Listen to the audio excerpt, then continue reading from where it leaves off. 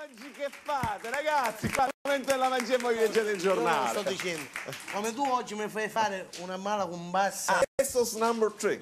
Lesson number 3. Lesson number 3. Lesson number 3, perché dici Allora, vi ieri... ricordiamo, noi stiamo facendo questo spazio all'interno della nostra astronave, lezioni di magia, quindi bambini siete a casa, preparati. Cosa serve oggi per fare? Oggi è un foglio dizionario, ieri lo facciamo con fazzoletto, oggi con foglio dizionario più grande, più grande. Lo vogliamo fare più grande perché con quello piccolo non è riuscito. Ci allarghiamo lo scifo così. Va bene. Allora, il giornale ce l'abbiamo. Sì.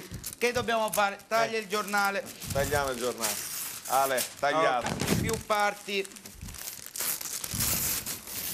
Ale. Ok. Taglia, arrotola, taglia e arrotola, taglia e arrotola. A pallotto. Appallottola. Non te lo mangiare. Allora, ci siamo, appallottola.